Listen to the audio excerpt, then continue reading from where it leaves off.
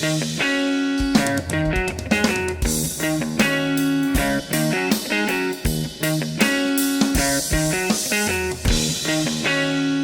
everybody, thanks for joining us for our spoiler review and discussion of Joker. We've got the whole roundtable here with us this time. It is myself, Chris, and there's also Jason. And Isaac. Hey, what's up, guys? And, of course, as always, Ian. Hey, people, what's going on? So, just a quick little caveat up front, just a heads up. This is going to be a spoiler-heavy review, but if you're here, you probably know that already, so strap in and enjoy. I want to focus us on something specific at the start of this, going to the roots of this film being really prequel style in spirit, origin style roots and things like that, but definitely not told in the traditional sense of an origin story or whatnot. It's very psychological instead. But I want to look at the question of Joker's age, his appearance. Does that interfere with the story at all? As far as I don't know if any of you expected him to be younger or anything like that. Isaac, I want to pass it over to you first about that. So, especially in older versions of Batman, Joker was always kind of presented almost like as if he was like this mafia don that was just unhinged. And I think we've gotten more used to the Dark Knight version of where he's like this crazy psychopath that's on the same, age wavelength, if you will. So, that's why the age difference didn't really bother me that much. Okay, so here actually, I'm glad you bring up what you did, because this is, and I'm going to start by saying I know this is probably a little unfair because this is an origin story, or an oranges story, depending on who you are. But let me just say this. Did you make an orange pun? Little bit. Maybe you caught it. Maybe you didn't. Maybe you caught it. Maybe you didn't. But let me say my point. And I think my biggest issue with this particular version of the Joker is that this guy is not maniacal at all. It's funny because you make the comment about the Joker, Heath Ledger's Joker from The Dark Knight. He is a psychopath, but the funny thing is that he's always poking at people, saying that they're schemers and they're evil and they're schemers. He's the biggest schemer of them all in that movie. Yeah, absolutely. And in this one, he's not scheming at all. In fact, it's not until that moment that he decides not to kill himself, but to kill the other guy, and that's fine. But I think it's part of my problem with this Joker. And again, it's kind of unfair because it is his origin story, but he's not maniacal in the slightest. No, I would argue though that's what makes it. That's what makes it so much more reflective of current society as it is right this moment. Like, how many guys have just accidentally become the mascots for something that they don't necessarily represent or believe in. It just happened to happen, and now they have to run with it. Like, for instance, the dude that did the whole let's storm Area 51. Oh, you mean my personal hero? Yeah, it started out as a joke, and the next thing you know, it grew into this entire thing, and he had to go along with it, and he was almost like the puppet, if you will. And next thing you know, he's trying to set up music, festivals and all this other stuff. So that way he's not held responsible for all these people dying in quotation air quotes. So and I feel like that's who Arthur is he's just a guy with life, and he just accidentally gets caught up in something bigger than himself, but now he's the mascot, and in a way that's I think it's just a good reflection of one, just the treatment of mentally ill people. And just society as it is right now, where these people don't get help. And so now, next thing you know, this guy, he is the mascot of something that I'm sure he, in his twisted mind, he now agrees with, because he's the hero. And so that was my take. And I agree. I agree with everything you're saying. Let me just say though that I think the part that's missing from what you just brought up is the part where he decides to just kind of roll with it, and in fact start to build off of it. I mean, you see at the end of the film where he gets up and he's dancing to all the people cheering to him and all the chaos and everything, but you don't really, it kind of cuts off right there. Yep. And you don't see, well, what does he do with this? Now he's here. What kind of a Joker is he going to be now? and we I see your point. You don't get to see that, and that's actually a really disappointing part for me of the film is that okay, we're one step there, and now we stop. I think that comes in where all the awesome interpretive elements of this movie we get, and all the perspectives you get on Joker. One of the things for me, and this is coming from somebody who was never a super involved Batman fan, but come on, if you read comics, Joker, Batman, duh. The one thing that I always found appealing about Joker as a villain was his representation of like chaos itself. Like most of the time, you didn't have any kind of origin. He was just sort of there, just this force of nature who just caused hell and havoc, like wherever he went. So this idea of him sort of representing something, but not really caring, because he even said it. I mean, I think on the show was the best. I'm not political. I'm not about anything really.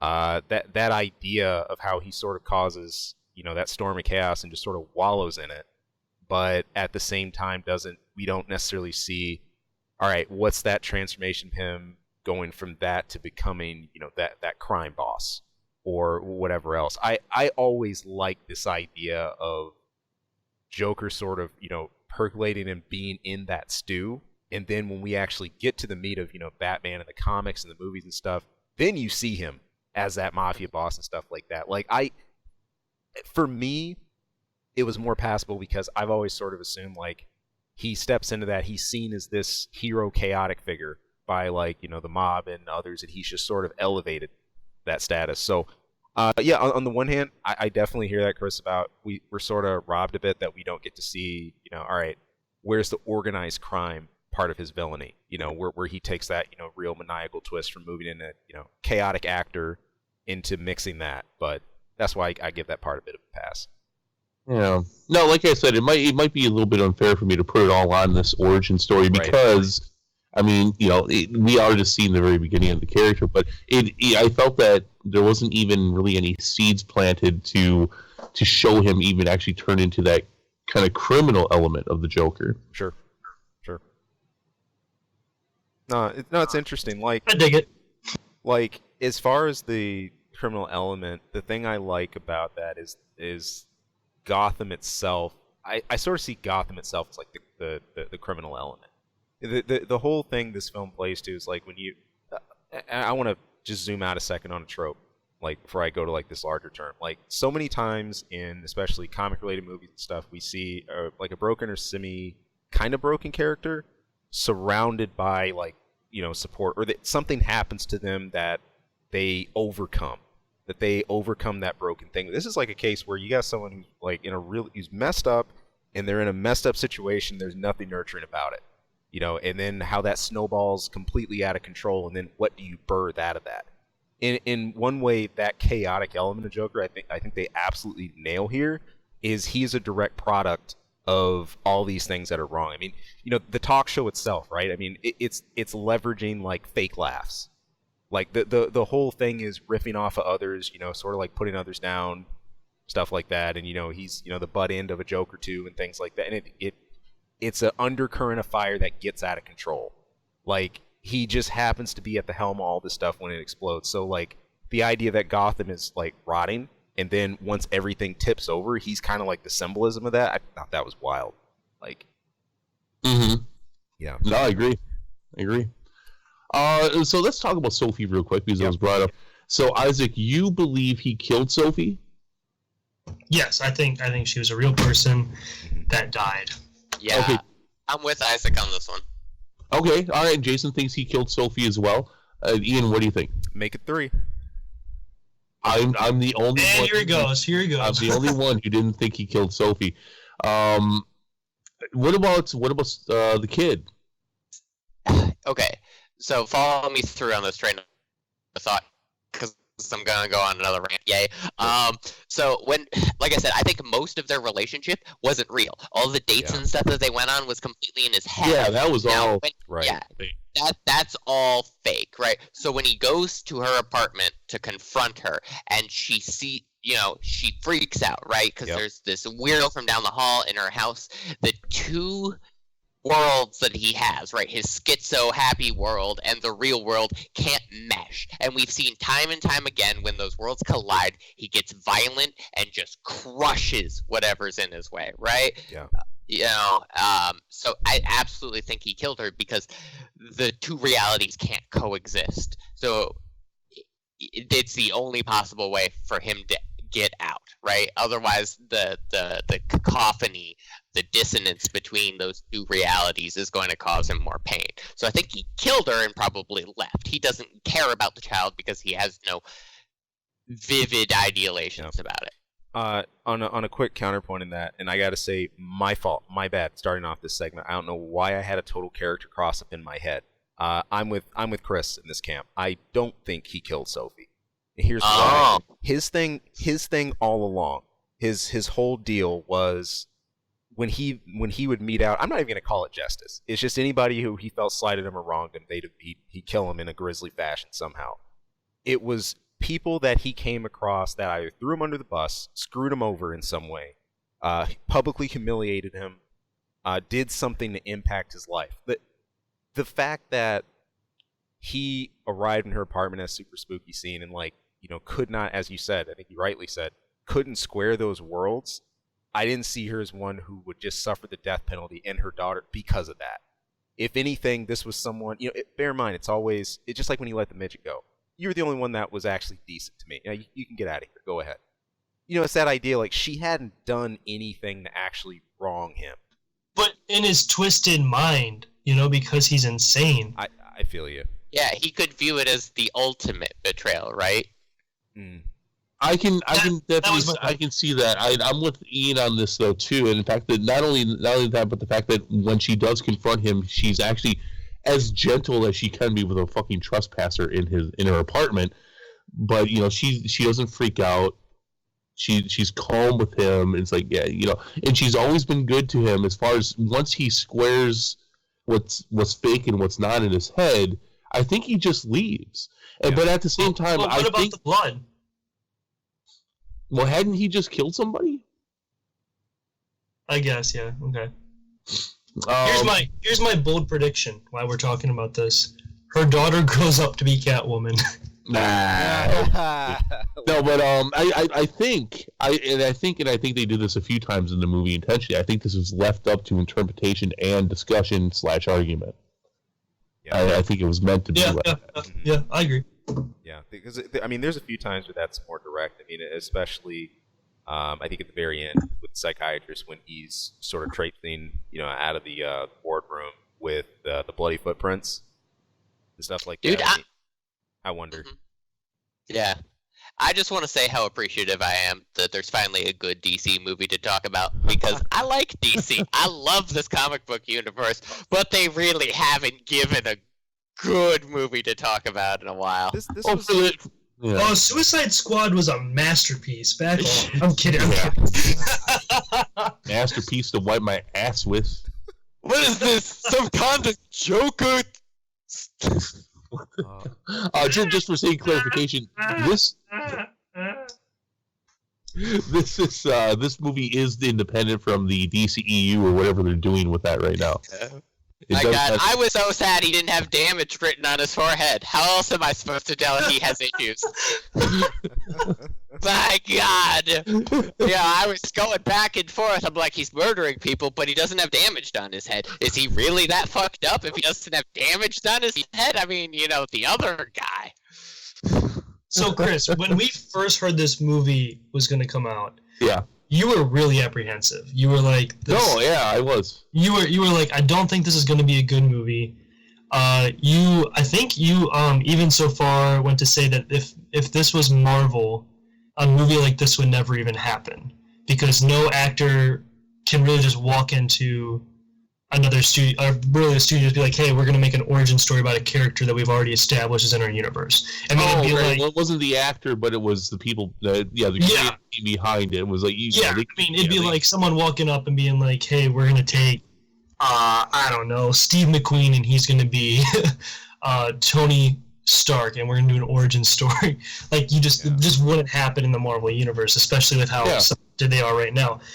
after seeing this film, how do you still stand by all your apprehension? I do still stand by that. That being said, they've obviously, and we haven't actually talked about how we feel about the movie. We've just been talking about elements of the movie. We've been talking about the bits and not the picture as a whole. But I still wouldn't want them to do this. I wouldn't want Marvel Studios with 11 plus years at this point of continuity just like fuck it. Just do what you want. Just go ahead and why don't you go ahead and take Thor over there and make him a midget and tell an origin story about that. No, I wouldn't want them to do that. I'm still apprehensive about that. I think as the last couple of years have gone by since they've announced this, and we see the train wreck that has become the DC universe on film, it doesn't really matter at this point. Yeah. By the way, let me pitch a movie to you guys right now, right? For the next crazy dark DC movie, right? We make it like a Saw-type serial killer, right? Ultimate choices, death traps, except it's the Riddler. God. Right? Okay. I actually kind of like that. That actually leads me to my next that leads me to my next question. Could they have done this movie without the Joker? Did he have to be the Joker for this movie to become this film? I honestly feel like this movie was originally written without it even thinking it was a Joker. Yeah, that was my feeling too. I was like, I feel like the Joker was like almost a slap, like they will slap a label on it so we can get all the fanboys to come see this film. Oh yeah, no, slap a Joker on that, make an extra $300 million. Yeah, exactly. But like, because I mean, if you're going to talk about Riddler, like it's Jigsaw, but the Riddler, it's like, man, that just, you could go so much social commentary. Because it was obviously very much a social commentary film. Yeah. If anything, almost even, I would even say an important film. But I felt like Warner Bros. Is like, we can't make this social commentary film without getting ripped apart by critics on both sides. So we gotta slap this Joker label on it. Oh, dude, they were already getting ripped apart before the movie even started. Did you see that interview with the guy who played the Joker? He was, where they were like, "Are you worried that this is gonna inspire more mass shooters?" And that was a stupid question. Yeah, well, he's just like, no. Why would you say that? You can't ask an actor that. And that whole thing that we've heard in the last couple of weeks leading up to this release. What a bunch of garbage. Let me just throw that out there. Pun intended when it comes to this film, too, because it's more just kind of like adding on to the social garbage that surrounds this stuff. There's nothing... No. There's nothing that bad in this movie. Not even close. And I don't... I really... Well, like, for example, Jason, before we started recording, you were telling me about how there were warnings around the theaters in your area. Yeah, there were, and the Army released a memo saying it was warning the active members of the U.S. military who were stateside, that they should take precautions when going to see the film if they were going to see the film, to like identify exits and be aware, fight, flee, hide was the tagline there. Yeah, there was no need for that at all. It's not that bad. I wouldn't even say there's actually one real action sequence in this film. That was the thing. I was actually reading an interview with the director before he came on, and he was like, "All right, yeah, I don't know what everyone's freaking out about. We don't have an action scene till like the end of the movie." Yeah. Abby wants to argue the serial killer or inspire shooter question with you, so I'm going to put her on. So we're getting Abby. Okay. And here's our special guest. Woo! All right. Hi, Abby. Hi. Okay. Debate away. So, my biggest concern, we all know what happened in Aurora, Colorado. And we all remember what happened, and over 70 people were injured. So, especially creating such a violent movie, you would have to think that there may be certain ramifications or certain people who may act out during a movie like this.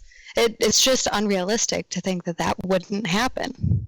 They also said that about Columbine, and they tried to say that it was like Doom's fault that it happened, though.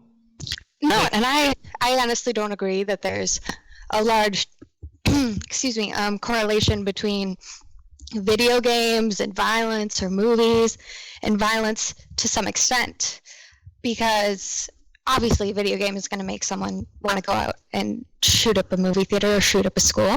But when it comes to a movie that idolizes someone who's acting like that, it's not exactly a great environment, especially, I mean, around here we have children who are threatening to shoot up the schools just because that's what they're seeing other people do. And we've created such a toxic environment of this, so we have to be careful because we don't have very many other choices. Well, so I guess go ahead. Go ahead. No, go ahead. My question then to that is that there's tons of, and like I mean, there's lots of different violence films that have come out in this past year. I mean, just if you just check the summer headliners, there was tons of, just over violent. Maybe not nihilistic, but would you be willing to agree that they put this label on simply because it was a Joker film? Absolutely. Not necessarily because of the violence or lack thereof of the content. Well, it's definitely because it's a Joker film. It's definitely because the last time that a shooting happened, it was rumored that he was dressed up like the Joker. So, I mean, it just makes sense that they would specifically target this movie as well. But, I mean... But why would they do that for Suicide Squad when Joker was supposed to be this huge part of the film? I mean, I'm not disagreeing that there shouldn't, obviously that's a be a fantastic weird... point. I definitely think so. And, I mean, it's hard to say specifically why it's happening now and why it didn't happen then. But also, think about when Suicide Squad came out, because I think that was when we were just, or at least me and Jason and you were just coming out of high school. No? God, when was that? Sophomore It was year in college? This is about 4 years Really? ago. Yeah. God, that was way sooner than I thought it was. But no, even compared to then, because I was talking to the students in my class who are quite a bit younger than me, and just an example of how different the culture is from today to when it was back then. Like when I went to school, sometimes bomb threats would be called in just because students didn't want to go to school that day. They didn't want to take a test. And that was generally all it came down to. But now, talking to these kids, they've had actual students in their class come up with plans, procure guns, and actually think of like large plans to kill other people. Where I don't know what happened in the world, honestly, in the past few years. But Kanye said he was off his Prozac, so everybody else was... It's all Kanye's fault. Do you mind if I take a stab at this? Yeah, go for it. All right, I'm going to try to use some broad brushes and some shorter brushes on this as well. I think to answer your first question immediately, I'd have to say that at this point it's almost impossible to know if that would ever happen, Abby. Could this movie inspire somebody to maybe follow this path in some way? And generally I would say no, but at the same time, sometimes people, I'm sure there's people that get inspired by looking at the leaves falling on the ground, or a caterpillar on a tree, or clouds in the sky, or something that Charles Manson has done, to cover all different variations. So is it possible? It's possible, but generally speaking, I think what takes away from that is the fact that when this thing was being shown a couple weeks ago, and there were reviewers coming out like, oh, this is gonna, it's gonna burn the world, and people aren't ready, and it's not that at all. I mean, this movie is not. I don't think it's that destructive. I don't think it's so gritty and real to the point where people are going to come away from this inspired to do that. Now, is that to say that that's impossible? No, but I mean, someone could watch The Incredibles and be inspired to do something that would make no sense to me. So sure, I don't. Oh, I'm so sorry. And I definitely agree with that. But I think my biggest concern with this is that he was almost, praised for his behavior, which, I feel like that hasn't really typically happened. Like in movies, they know that it's wrong. even if they still do it anyways. But in this instance, at least from what I've heard so far, it seems like it was praised. And also, just a statistic Jason brought up, but apparently since Sandy Hook, there have been over 2,222 shootings, or mass shootings. Guys, let's just be honest. Marvel was afraid that since 2013, was a good film, and so they convinced the government to put. Well, and maybe this is a generational difference, Abby, between you and I. But I mean, I guess probably right around when I was your age, maybe a little bit younger, there was a film that came out called Natural Born Killers, and this had the same kind of feeling. A lot of people came out of that from the same. Now, has anybody else besides myself seen that movie? I've seen that movie, dude. That movie's crazy. Right, around the same thing. There was the same kind of feeling around that. So and I guess at the end of the day, I'm not one that would blame the film, and I don't think that's what you're doing. I say that, hey, look, I think there might have been something genuine about the concern around this. At the same time, part of what I was getting to was the amount of hype that surrounded this, I think actually does a little bit of an effect of kind of trampling that down a bit. It's, because everyone's starting to think, oh, it's this big, horrible thing, and it's going to, I mean, at some point, life is imitating art that's imitating life, and I don't think, I don't know, for me, I did not get that vibe from this. I think they do a good enough job in this film. Sorry, cough that you guys did not need. I think this film does a good enough job of reflecting where he is and how crazy he is that you would not want to imitate that you would not be inspired by that.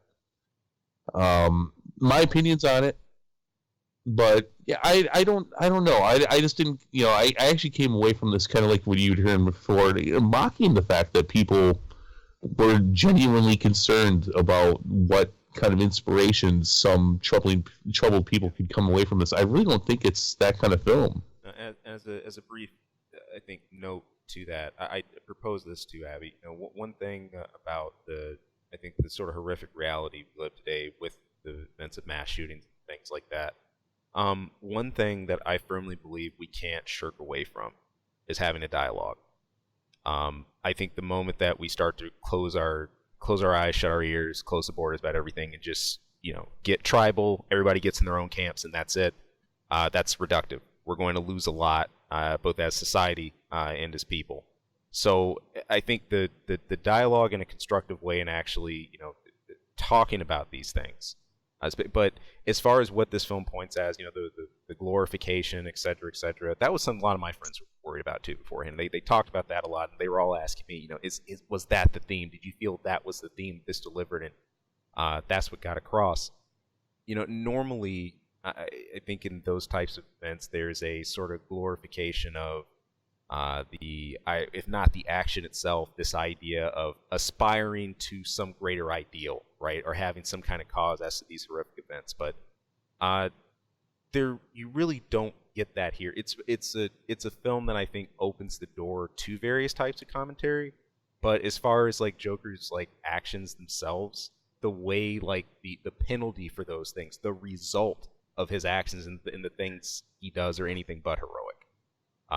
I think that playing in that vein of focusing like in the comic film, actually for one of the first times ever, didn't do me justice for a comic movie, and I really look at this as sort of outside of the genre a bit. Weird enough, it's not. I can't say I expected that, but weirdly enough, it is.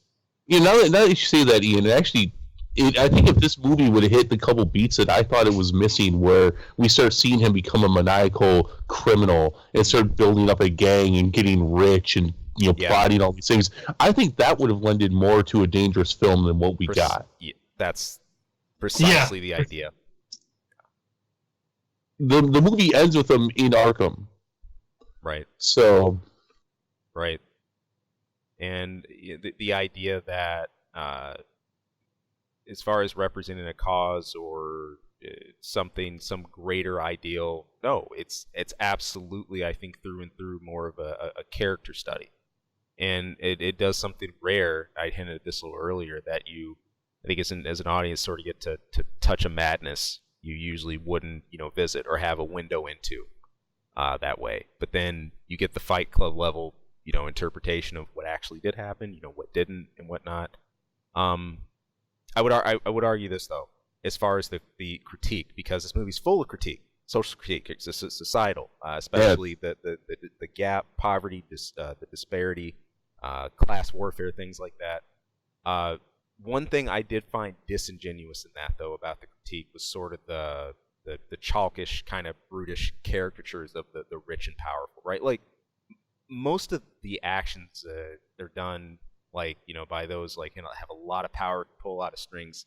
They're surreptitious. They're subversive. They're done on the side, not, just to totally be a punk just because I can. I'm in this position, so I did. If anything, like the subway incident that we had at first with those from the Wayne Foundation, I found it kind of wild they'd even do that, to jeopardize their own public positions like that in the first place. I mean, the whole idea is to play up an image so you get people on your side.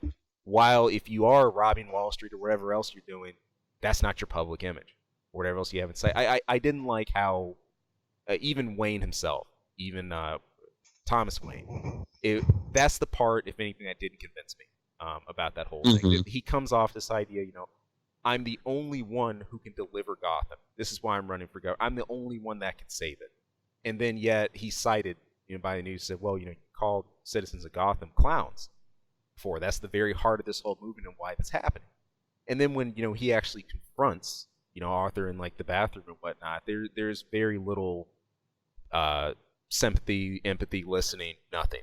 It's just sort of a get out of my face. So I think if you're going to do the character, if you're going to do the critique, that's something I'd expect, I think, to see sort of evenly played on both sides. Sure. I thought it would have been fun to see, Arthur played more like subversion tactics, stuff like to, cut his legs out from underneath him, from pulling strings, like he gets a break and then they pull some string and then he doesn't. He just doesn't have that chance anymore. It comes things like that. But that's what I felt was kind of uneven about the critique. So. Yeah, let me even go one step further on that. Talking specifically on sometimes the threads that keep this movie together are not of the same quality in some areas than they are others. Right. This is definitely one of them, and I wonder. Definitely want to hear what everyone else thinks about this, but situations like Thomas Wayne and how generically upper class, rich, blah bullshit he was. Now, is that to actually give a true representation of the character, or is that to give Arthur Fleck's interpretation of that character? Right. I felt like it was just like anything else with this film. I felt like it was his interpretation. This sounds really dumb, but the more we were talking, it reminds me very much of How I Met Your Mother. So, Really? We're gonna go crazy. So there's a fan theory about How I Met Your Mother that nothing that happens is actually real. That Ted is a terrible narrator. He's not reliable. So Barney actually wasn't like this, glorified playboy. Marshall and Lily weren't as sweet and dovey as they actually seem. He played it all up so that way his kids would be like, oh, Dad, you really are a good guy, and so you definitely do deserve to have a future with Robin. So, and I feel like that relates to this movie very much because it's very much like the same, like I kind of said earlier, we're seeing this movie through the eyes of the Joker, or Arthur. And Arthur is a terrible, unreliable narrator because we're seeing this through an insane, sick man's mind. So everything we see, we have to take with a grain of salt. Yeah. Okay.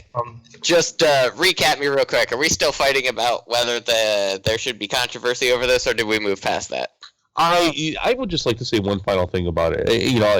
I think, I hope. Not for my own ego or my own pride, but I hope I'm right, because I would hate to hear in the next couple weeks, 2-3 weeks, that something is actually inspired by this, because I think the possibility is there, but generally I think the hype surrounding the danger of this film, I think, was overblown, and I think it was overblown mainly for reviewers to grab views and likes, to be honest with you. Taxi Driver came out over 40 years ago. Yeah, but Taxi Driver predated stuff like Columbine, Sandy Hook. Those notions weren't out in the public conscience. The exponential amount of these incidents that we've seen is an epidemic that's raging across the country. And and when you're engaging in these works of art, and I don't think that they should be censored, but I think we need to be careful, right? When we're talking about atrocities, in particular stuff like mass shootings, terrorism, we have to be careful about how we portray these characters. In many ways, I think Arthur is built up. The fact that he goes from a guy who murdered 3 people on a subway to the face of a socio-economic revolution, that can play very dangerous things into people's minds, right? There's a reason why Stalin was in his time of power was hailed as a revolutionary. People loved him even after his death, despite the fact that he murdered millions of people, because he was the face of a revolution that brought betterment to Russia, at least comparatively speaking. Well, I can't really compare to that, but let me give you one instance yesterday that happened. I was speaking to a couple last night, and I asking them what they were doing. Like, we're going to see Joker tomorrow. We're going to take the kids. And I'm like, I had just seen it. I'm like, I don't.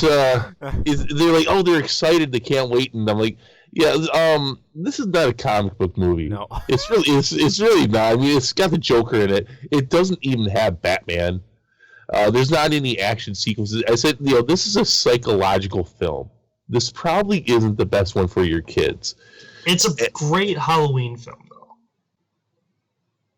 It's not appropriate for everyone, and I don't think it would be. But, we're walking a line here, and I think it's an interesting discussion, one that I don't think we should have completely consumed this review.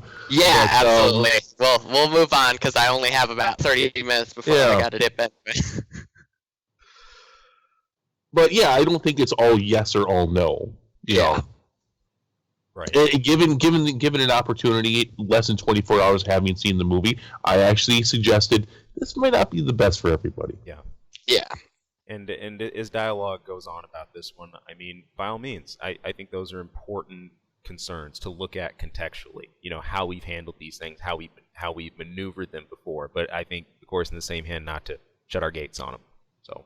Yeah, well, and I think in many ways, like Chris said, whatever happens after this is going to set a precedent for these kind of movies. If we see people who are inspired by this movie and go out and commit horrifying acts of violence, this will set a very strict precedent about how we display our films and media in the future.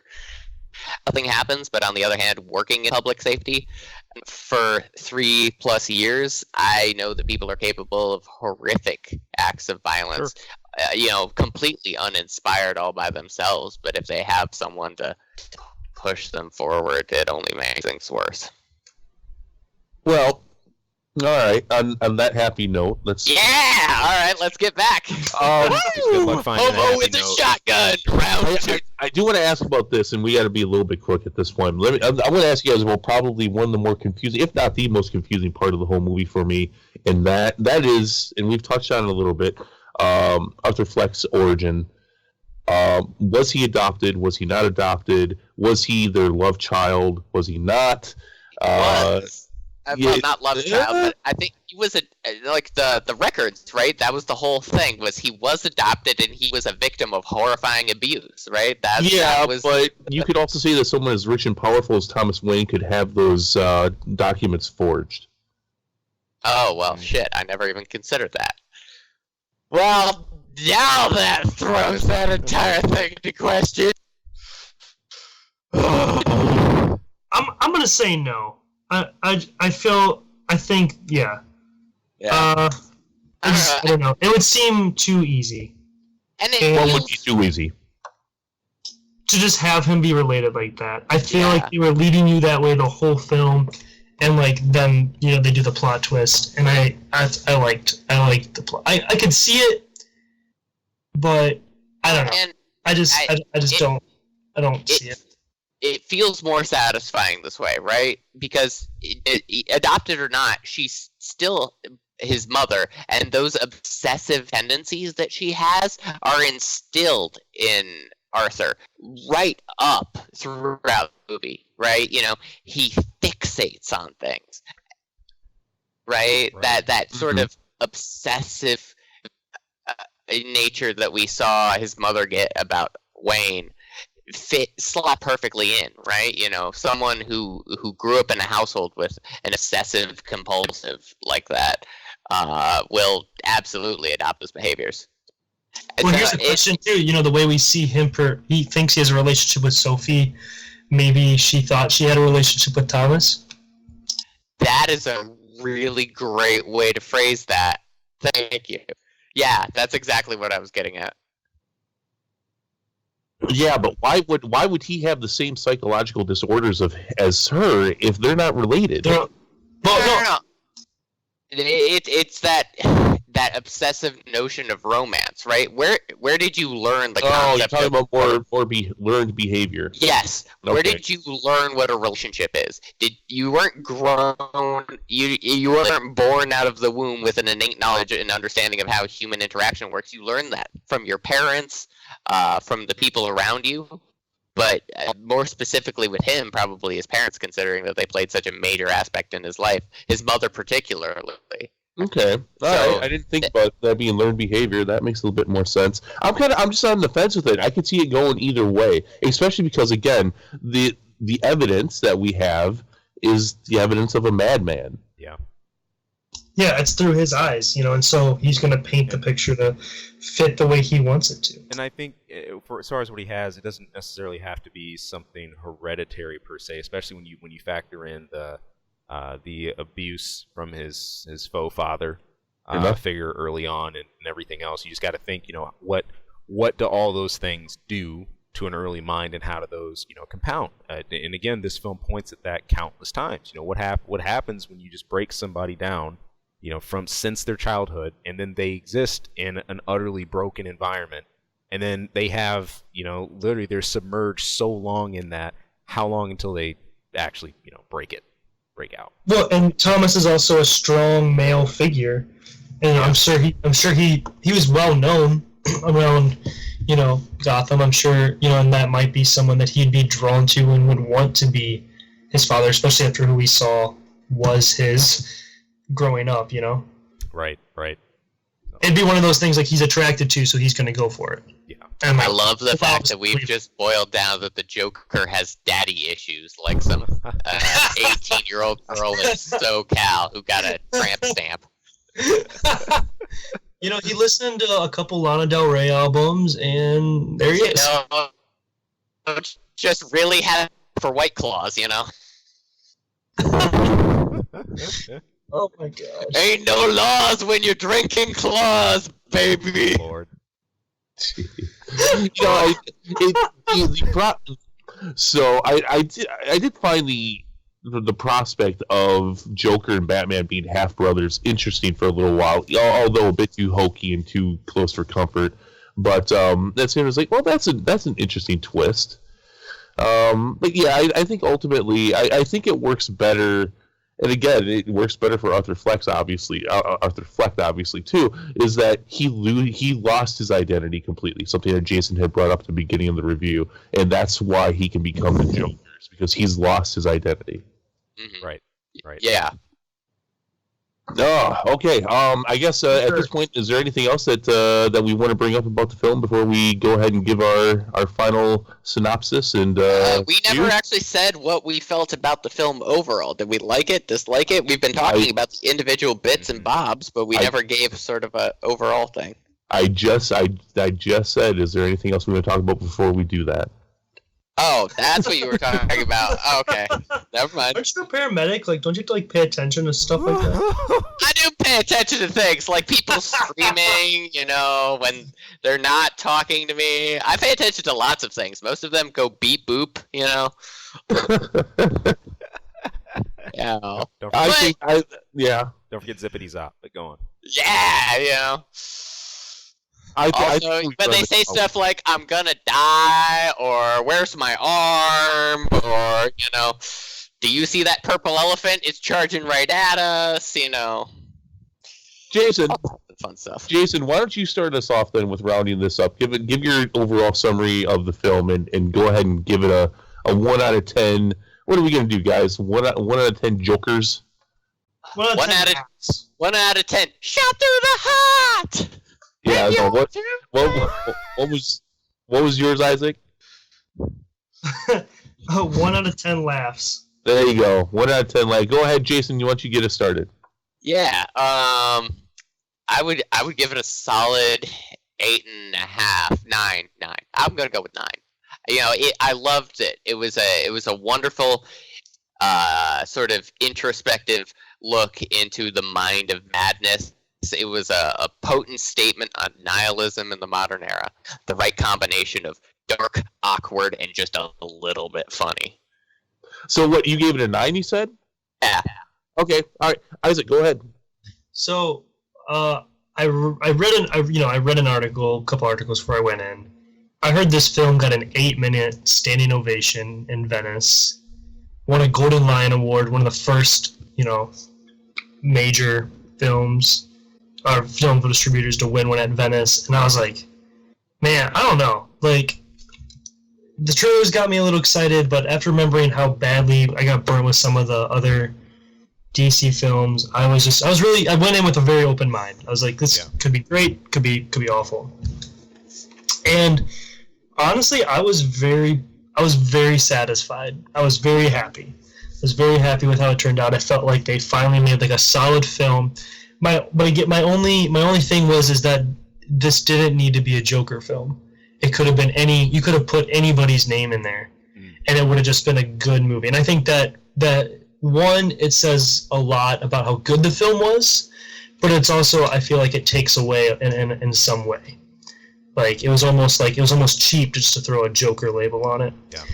So those are all the things that are going through my head. So I'm gonna go ahead though. And I'll give it a solid 8.5 laughs. So it's like a ha ha ha ha ha, like one of those, like, yeah. Yeah, like an awkward, like the air comes out the nose, like. So I'm gonna give it 8.5. I felt like it was very very tight. I liked the kind of the thriller aspects, the mystery of it. It's I think the really big reason I'm taking points is just that I would have been satisfied if Warner Brothers would have been more bold and just said, hey, this, we're just gonna make a damn good thriller psychological look into a broken man, and not had felt the need to throw a comic book label on it just to milk it for all it's worth. Yeah. I'll go next, Ian, and then you can wrap it up. It's kind of funny. I also give it an 8.5 out of 10. There was a lot of hype, good and bad, going into this movie, and I don't think it quite earned any of it to that degree. It's a damn good film. Joaquin Phoenix is nuts in this. Todd Phillips did an awesome job directing it. The cinematography is awesome. The script is great. The feel, the vibe. I mean, you get that gritty Gotham 1980s feel to it. It's fantastic in that regard. I do not like, and if you catch our reviews in the past, I'll nail movies for this. The fact that it's all up to you and it's all interpretation. That's a bit weak. I think it's a bit too ambiguous. And for what we heard this movie was going to be, in how daring and shocking, and how this is going to be a Joker origin story. At the same, I just don't. Yeah, it loses some points for me at the end when it says, "But maybe not." Waka waka. What? It loses point. It wasn't. You were there until the end, where it was like, okay, now all right, you pulled away. You were full bore into this, and now you're not.